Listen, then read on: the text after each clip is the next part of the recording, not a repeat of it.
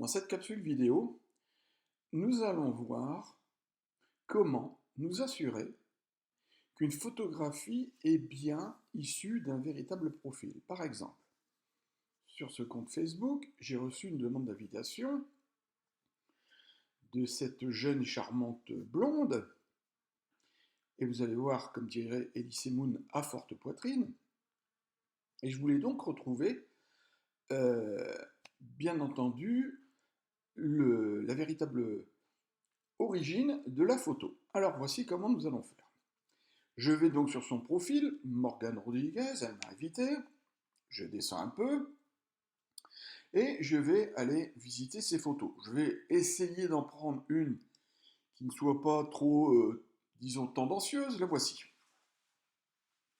Alors, évidemment, avec la présentation de sa poitrine, euh, on se doute bien que c'est un arnaqueur. Un arnaqueur sur Internet, souvent, ce sont des gens qui sont issus d'Afrique, on les appelle les brouteurs. Alors on va essayer de retrouver l'origine de cette image. Je vais me mettre sur l'image et je vais enregistrer l'image quelque part sur mon ordinateur. Bon, il se trouve que je l'ai déjà fait, donc je vais l'enregistrer. On va me dire que je veux la remplacer, très bien, je vais la faire. Maintenant, comment faire avec cette image afin de retrouver l'origine? On va se rendre sur Google Images. Alors Google Images, c'est très simple, c'est image.google.com. Bien entendu, je mettrai le lien pour que vous soyez sûr et certain d'arriver au bon endroit. Et je vais donc soit glisser l'image ou je vais importer un fichier. En l'occurrence, je vais aller sur mon bureau, là où j'ai enregistré mon image, voilà, et le résultat est le suivant. Pour l'instant, j'ai des lunettes, correspondance visuelle des lunettes. Pourquoi? Mais tout simplement parce que ici, la zone à rechercher est calculée sur uniquement la zone des lunettes. Si je vais déjà un petit peu agrandir la zone, par exemple, pour avoir son visage, je vais peut-être avoir plus de correspondance. C'est-à-dire des filles qui auraient donc des lunettes à peu près au visage ressemblant à la personne que l'on cherche.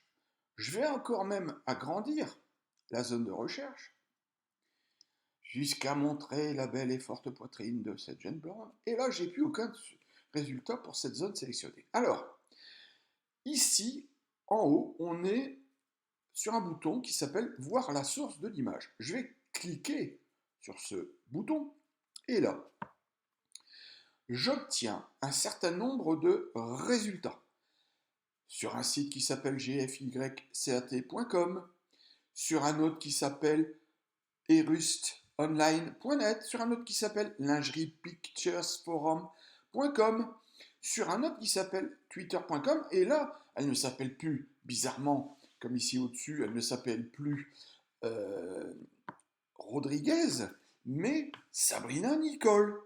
Bon, on pourrait aller plus loin, mais c'est pas tellement ce qui est le plus important. Le plus important, c'est d'essayer de retrouver une correspondance avec notre photographie. J'ai cliqué sur le lien Twitter, qui, vous le savez peut-être, s'appelle désormais X, puisqu'il a été racheté par Elon Musk, le patron de Tesla. Et voilà, nous avons ici une vidéo d'une certaine Sabrina Nicole qui n'a absolument rien à voir avec la jeune Rodriguez.